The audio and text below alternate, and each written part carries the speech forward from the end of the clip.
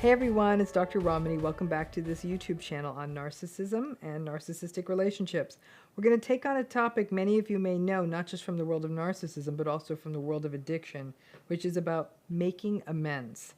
This is going to be a real important video to understanding healing. And as always, when I do talk about healing, I remind folks that I do have a healing program. If you want to do a deeper dive, you can get the details in the video notes this month. And there's a code here. You have to use the code to get the 25% off the first month. Just make it, see if this program works for you. So this month, in September, if you use that code, 25% off the first month. So now let's talk about making amends. Now, any of you who are in 12-step or have been in 12-step or know people who are in 12-step, you know about steps 8 and 9. Make a list of all persons we had harmed and became willing to make amends to them all. Okay? So it's a key part of the work. That was step 8. Step 9, make direct amends to such people whenever possible, except when to do so would injure them or others. So steps 8 and 9, which to me are some of the pillars of this program, are to be aware of whom you harmed and make amends to them if it's appropriate. Now, whether or not you ascribe to 12-step programs, the accountability of these elements of 12-step program are actually quite important in any form of recovery, not just from addiction. It's a process. People in 12-step programs already did steps 1 through 7. They work up to here, doing some hard work in the prior steps to come to this place of making amends. Making amends is no joke. This isn't about just saying sorry. After making that list of people, it's almost about making the list of how the person, it is about making the list of how the person in the program wronged those people. Making amends, like I said, is not just about saying I'm sorry. It's about enacting behavioral change. Whether that means never lying again, about actually seeing through responsibilities, whatever the changes need to be in a given relationship where amends are being made. So when a person makes amends, they aren't just rolling up and saying, oh, sorry. They're identifying the behavior. So yes, apologizing, but then committing to change. Not just saying I'm going to make these changes, but actually living in the changes. And not necessarily expecting that the other person believes that you will make the change. This is not about that other person being your cheerleader. Making amends is about humility, self-awareness, empathy, taking responsibility, accountability, committing to real and sustained change. Apology is pretty far down that list. Now, where this gets tricky is when narcissism comes into play with making amends. The concept of making amends to me is, again, not just about addiction. I believe it is a part of any healing process where other people were harmed through your behaviors. Making amends is essential to self-forgiveness, to fostering support, and doing right by yourself and others.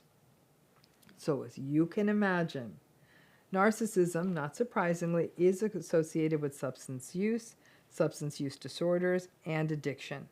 There are a lot of shared dynamics: denial, rationalization, dysregulation, external modulation, like external management of internal states, like using the world to regulate. Keep in mind, addiction is a disease of the brain. But it's still, despite being a disease, it still requires behavioral changes, stop using drugs, to heal the brain. And not by a long shot are all people living with addiction narcissistic, nor are all narcissistic substance users living with addiction. But when the overlap is there, it's a real problem. Making amends is challenging for narcissistic people, whether or not they are living with addiction. Some folks out there have suggested maybe 12-step could be a tool for managing narcissism. I've taken it apart, looked under the hood on that one, and I can see the pros and cons on that, but the humility that 12-step requires, almost giving away of power, is often lacking. That capacity is lacking in narcissistic people, which is why 12-step can be very challenging for narcissistic folks who are living with addiction or using 12-step as part of their process.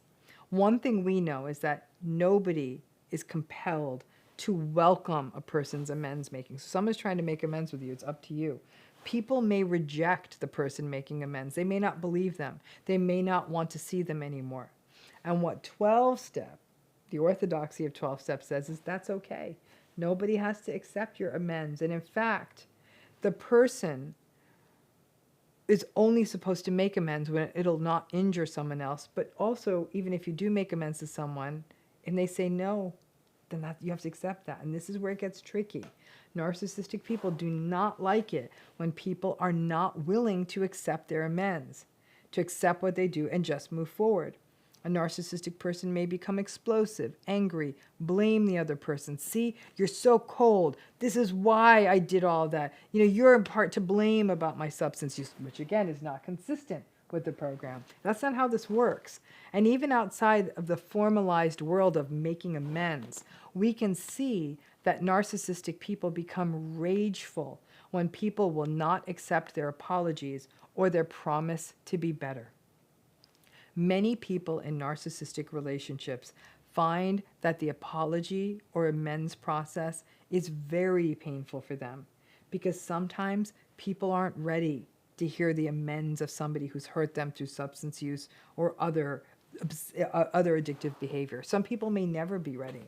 But because of the shame dynamics of narcissism, the narcissistic person wants the person they're making amends with to say, okay, thanks for that. We believe in you and everything's okay and let's just move forward.